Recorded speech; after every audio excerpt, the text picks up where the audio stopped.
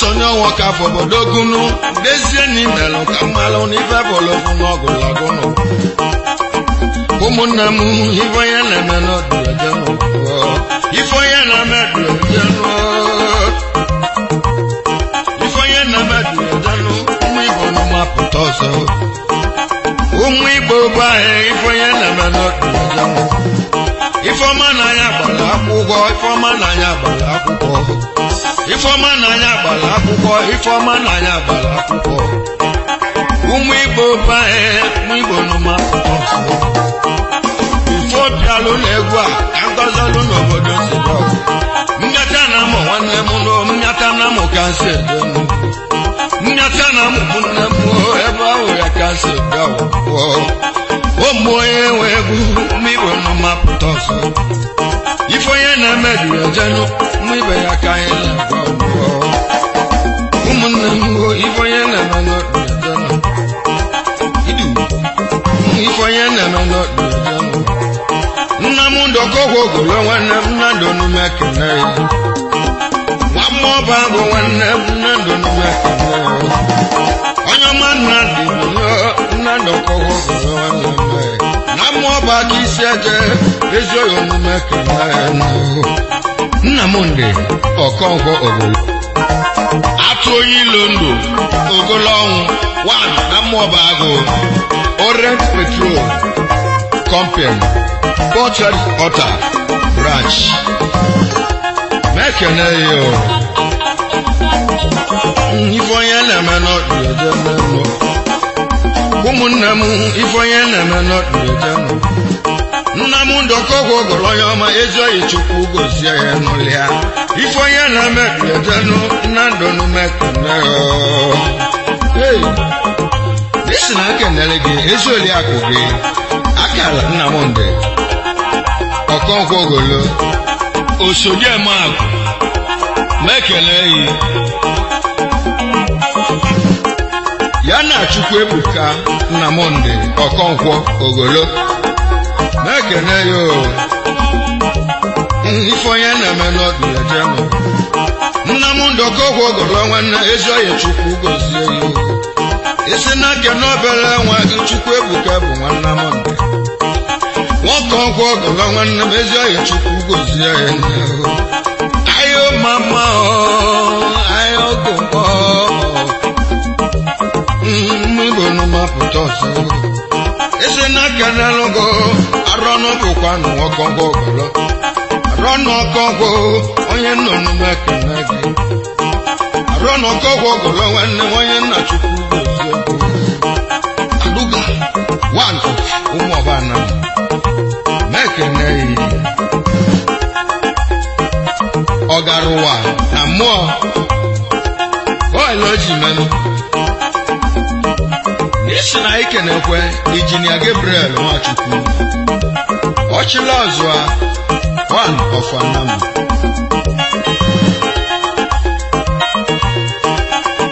ụmụnne m ifonye na-eme n'ọdụ eje n'ụwa injiniarị Gabriel ga-ebu Chukwu gozie ya Gabriel Nwachukwu ọchịla ọzọ omume kene ya nna m dịsị m kene ya ezi oyi omume kene ya ụmụ enwe egwu mgbe Igbo nụma pụta ọsọ ekwumegwe kemeze nwanne m kota Chukwu gozie gị ekemeze obiọra nwanne m Chukwu gozie ya ekemeze obiọra nwanne m ezi oyi omume kene ya ekemezie kota akpụlọ ya nwe ọlụ wan na mmụọbana m ụnyameze egwu na-ekene ya esi na kenele gị Chiezie Obiọra Iroko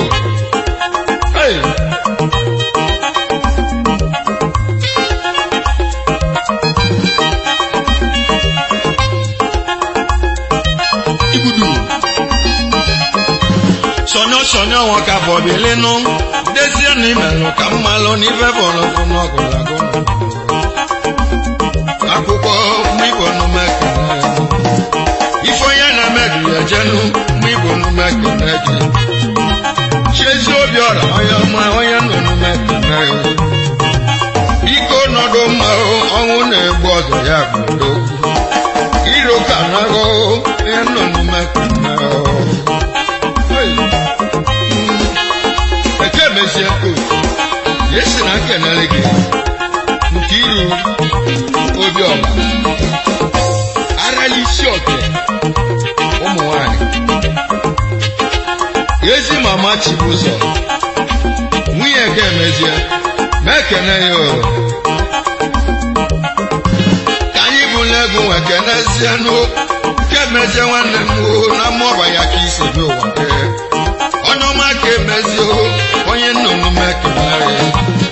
esi na kenelụgo Joseph Obiora onye amụma na Lagos nwanne gị onye nnụnụ m ekene Joseph nwanne Joseph bụkwa na Obiora onye amụma na Lago nne m wezoghị Chukwu gozie isi na kenelụgo Dr. Nyekwele Nwachu na mmịata na amụkosi Chukwu gozie yo n'ịbụ n'ụgbapụta ọzọ ka anyị were egwu nweje mmụọ ka anyị jee zuteze n'ọgwụgwọ Nwachukwu ezoghị omume ekene ọgwụgwọ Nwachukwu na mụzamụ ya ka isi ọgwụgwọ Nwachukwu ụtụ na-agba osisi ekene ya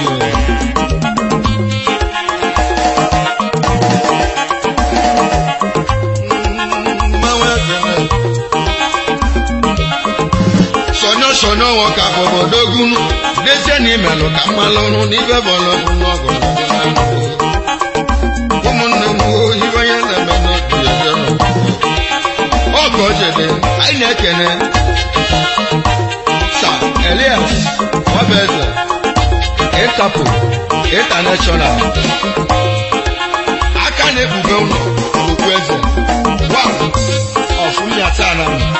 mekene gị Elias Obeze bilinu Etapo nwanne m Etapo n'ụma pụta ọzọ Elia man nne m Etapo Chukwu gosi onye ọma Etapo nwanne m aka na-ebubu n'Okweze onye ọma Etapo nwanne m aka na-ebubu n'Okweze n'ụwa Chukwu gozie ihe onye nọ n'ụma pụta ọzọ ife onye na-emebi ezenu n'ịbụ n'ụma kene ụmụnne m ibe onye na-eme n'okpuru Elias Obeze isi na nkenele gị John Nwasa Ọba Abuja Odu Wam Anam ekele gị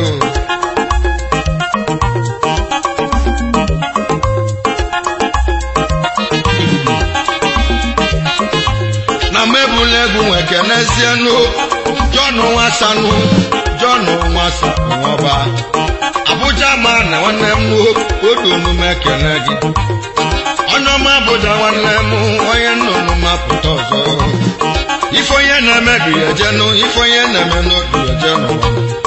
ife ọma n'anya gbara akwụkwọ ife ọma n'anya n'ọkpara akwụkwọ ụmụ Igbo bụ anyị n'Igbo omume ekele Elias Obeze si na kelele gị Dom Chinwoba Expert Domingo International man na mebụla egwu nwekenezienụ onye ọma dọmụ dịka nna onye ọma dọmụ Chinwoba Expert Domingo nwanne m International Chukwu gozie gị nwanne onye nnụnụ m ekene mụ na ya bụ nwanne ya nnụnụ mapụta ọzọ ayi okokoko mụ Igbo n'ụmapụta ọzọ ife onye na-eme duyejenu ife onye na-eme duyejenu egwe sija sija sija sija sija ado let's go ibudu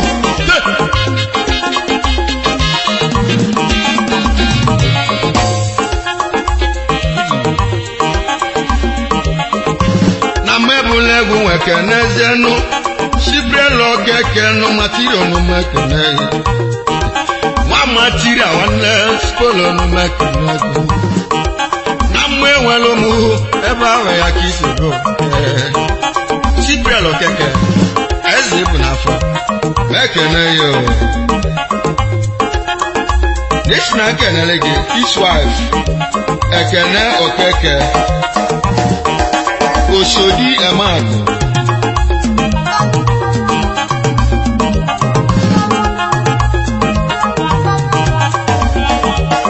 Ekene yo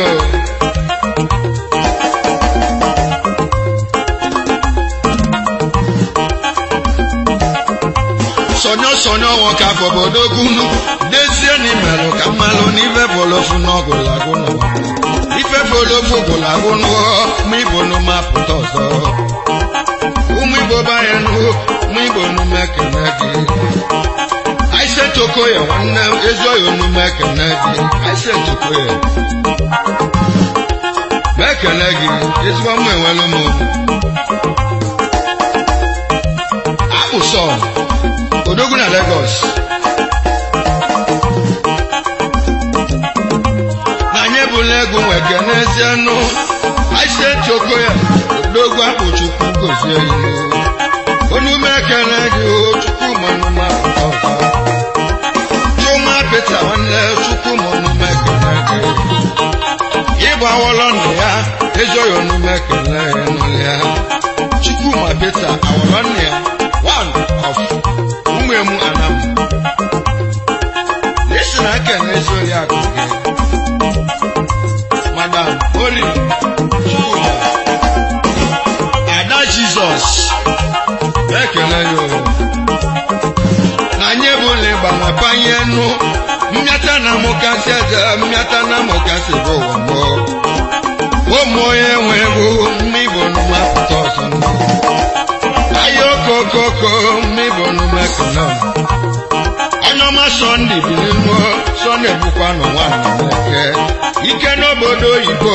Ikola sina kenege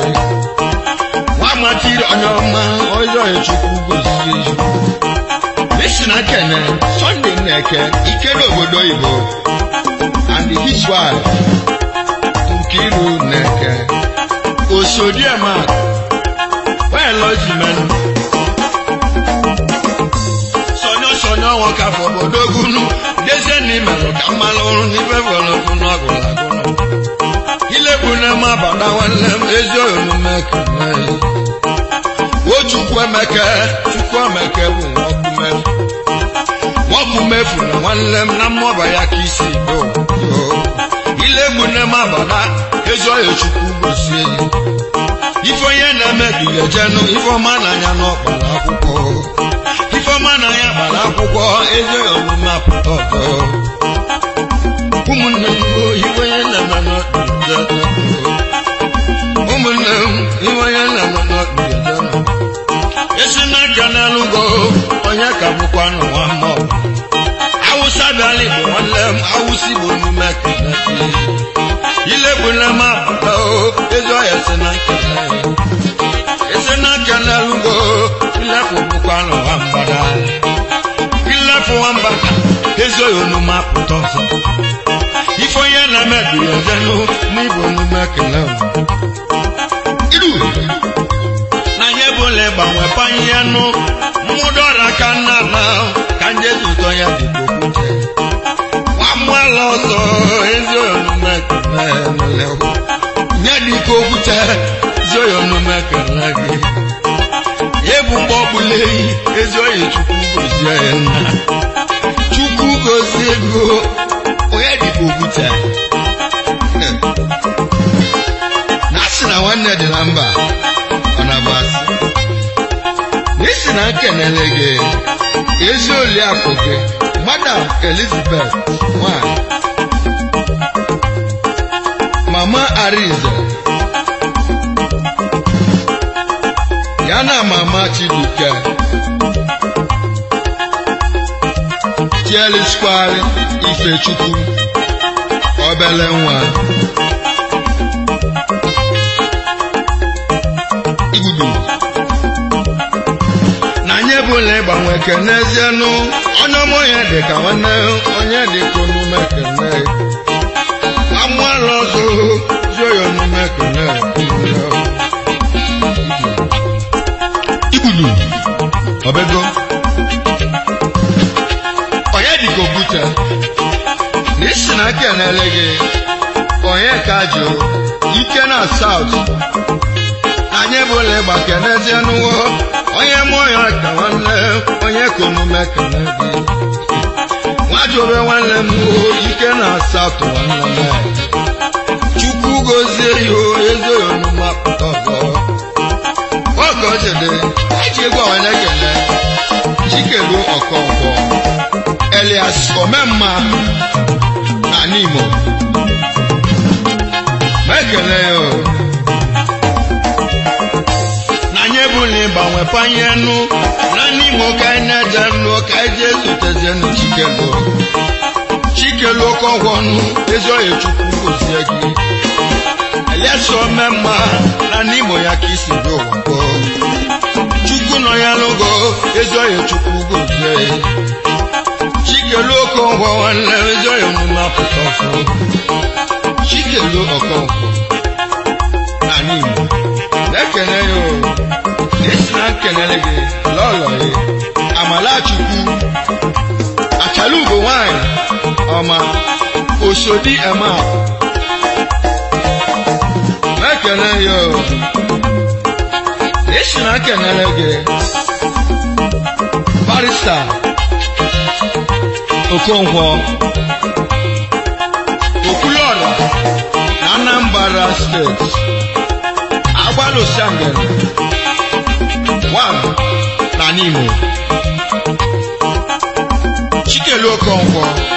ọ sị na keneghị na nye bụla ịgbanwe kenezienụ Barrister Chuks Okonkwo nụ onye nọ n'ume keneghị Chikelu sị na keneghị ezoghị onume keneghị ya ọ bụ onye nwe egwu Barrister n'ụmapụta ọzọ ụmụnne m iwe onye leme n'otu jenụ onye ọma Anese bụkwa n'ọka nwamma ọba agwụ nwanne m ezoghị Chukwu gozie ya Chukwu gozie ego salụnụ ya ke na ụlọ ise nwamma ọba agwụ nwanne m iwe onye leme n'otu jenụ ife onye na-emebi ejenu zero n'ume kele gị onye ọma bụ ọnị nwanne m nụ ihe ọrịa ya ka ise n'ụwa Bobu zero nwanne m ezo ye Chukwu gozie ya Iboni zero na nye bụla ịgbanwe kenezienụ onye ọma abụọ nwanne m abụọ ye Chukwu gozie abụọ ebe ọkpọwa nweze Chukwu gozie ya abụọ ọkpọwa ọmụeze na m ekene ya ife onye na-emebi ejenu sasonu m ekene onye ka nwalọdụ nwanne m mụziamụ ya ka isi ejenu Chukwu gozie ihe ka enwere egwu nweke na-ejeneles ya makola nwanne m na mmịata na mụ ka o si do elege ya makola nwanne m ezi ọya Chukwu gozie elege ya makola na nye bụla ịgba kenezienụ onye ọma nwa bụbụkwanụ nwachidokwe onye ọnịcha adọ nwanne m otibilo n'ume ekene gị Chukwu gozie gị ife onye na-eme n'otu ejema aga na-ele egwu otibilo n'ume ekene gị music seller otibilo n'ume ekene gị nwanne onye egbuchi nwanne ezi oyi onume apụta ọsọ nwanne Okechukwu ezi oyi onume ekene gị otinado esi na kenele gị ezi oli akụ gị Beatrice Chidowe Ojugo ka na-echere eze Osodi Ema nwanyị mmara mgbe agụụ na-agụ di ya ekele ya na nye bụla ịgbanwe panye nụ na mmụọ bụ aka ka ije kele n'odigboba Igbo ba obochi ogbugbo n'ume kene gị omela ya na-atụlụ ezo ya Chukwu gozie ego n'enu enwe mmete ezo ya Chukwu gozie Igbo ba onye nọ n'ume kene Chukwu gozie ya nwanne m ibe onye na-eme n'otu ya je n'ụkwụ ife onye na-eme dị ya je na ndụ n'ume kene gị ọ nara ndụ nọ nwanne m na ndị Chukwu gozie ọba atụ na-adị mma onye nnụnụ mekene Ifeonye na-emedu ezenu Ifeọma na ya n'ọgbara akwụkwọ Ifeọma na ya gbara akwụkwọ na mdụ mekene ọbata Igbudu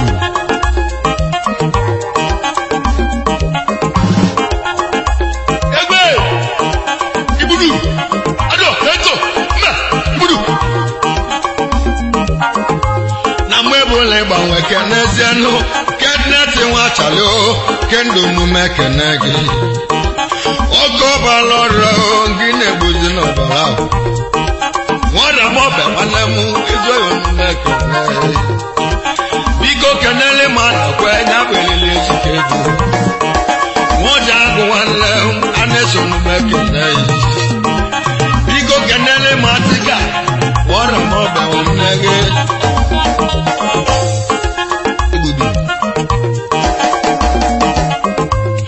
Mebule gbakenezianụ Chujekwu nwanalo ọsụmabila dị ezo emu Arobu nwenila ezo yonu mapụta ọsọ Ifeonye na-emedu ejenu Ifeonye na-emedu ejenu Ifeonye na-emedu eje nwanne obugo bụ ụlọ nwanalo Amịata na mụ nwanne m ebe ahụ ya ka isi ejenu Chukwu gozie ya nwanne ezo yonu mapụta ọsọ Ifeonye na-emedu ezenu Ifeonye na-emedu ezenu Emba male nwanne Chukwu gozie Nwamma ọbago ike bi n'oke ezi nwanne m Chukwu gozie gị ezi oyi Chukwu gozie n'ụlịa Mba male mmụọba nwanne Chike na nwamma Chukwu nọ ya lụgị Ifeonye na-emedu ezenu Ifeonye na-emedu ezenu Ifeọma na ya n'ọgbara akwụkwọ ụmụnne m Ifeonye na-emedu ezenu ụmụnne m Ifeonye na-emedu ezenu mmanwụ ebule enwe Ifeonye na-emedu ezenu Igbudu na mebule egwu nwe kenezienụ ọ na-abụla agwụ na mma igwu ya ka isi bịa onye mma iwu ime na-apụrụ Chukwu gozie ezigbo onye mma iwu ezoghị Chukwu gozie esi na kenelugo ọnwụkwe bụkwa na nwanjara ike na ala gị nwanne ọnwụkwe konume kene ọnwụkwe njara nwanne m ezoghị onume kene na mma enwere ụmụ ebe ahụ ya ka isi bụ Chukwu gozie ya ezoghị onume kene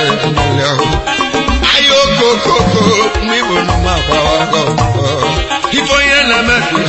Ifeonye na-emedu ejenu Iwele egwu nwekele ụgbajango nume kene Ịbụ ụgbabo kiro nume kene Ifeonye na-emedu ejenu Ifeonye na-emedu ejenu ụmụnne m Ifeonye na-emedu ejenu Igbudu Mebule egwu nwekenezianụ injiniere na-enwele Ifeonye onume kene ọmụ onye nwe egwu injiniere onume kene Ifeonye na-emebi eje Ifeonye dịka ụmụla ya n'egwu a ọmụ onye nwe egwu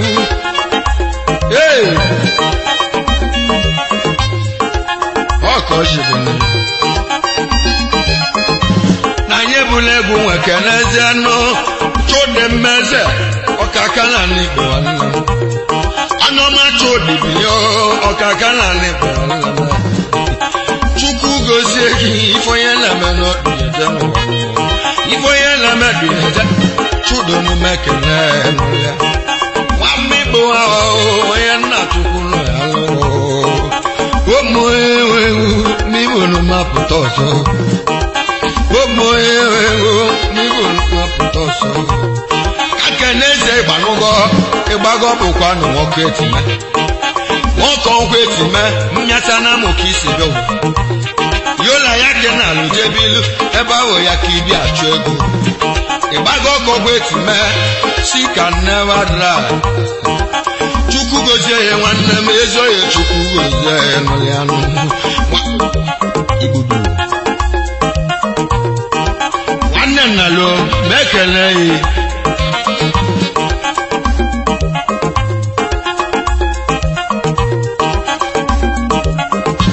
na-ekenekwe Michael Secretary JDJ Wanamu Joshua na-ekele na nyebula egwu nweke n'ezienu onye ọma ma osita okelenu ezoghị Chukwu gozie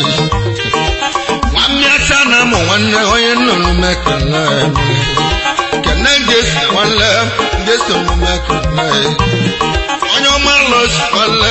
losonu mapụta ọzọ biko kenele m ọbala m hemnụnụ mekele Heaven earth hemnụnụ mapụta ọzọ Ifonye na-emedu ya janu, ifonye na-emedu ya janu. Ifoma n'anya gbara akwụkwọ, ifoma n'anya n'ọgbara akwụkwọ. Chukwu gozie ego, ezoghị omume kene gị. Hilebu nne m abata nwanne m na mmụọba ya ka isi n'ụwa gị. Ezi nwanne m, ije anyị na ọ ga-abụ ije udo. Ezi nwanne m nụ, ifonye na-emedu ya. Ifonye na-emedu ya janu. Ibu mapụta ọzọ Ibudu na mebula egwu nweke n'ezienu onye ọma mụ Chinego Ibu chelu ọchịnwọba ajakwa aka nwanne chedonu mekene gị ụfọdụ jeli ndị aje nata ma gị lụleba bụbulike nata n'Chinego nwanne m ezoghị Chukwu na-enu gị Chedu Chinwọba ifonye na-eme n'odu eje n'ụwa biko lotu ụmụnne gị ifonye na-eme n'odu eje n'ụwa ụmụnne m ifonye na-eme n'odu eje n'ụwa ifonye na-eme dị eje mụ Igbo n'ụmapụta ọzọ ifonye na-eme dị eje mụ Igbo n'ụmapụta ọzọ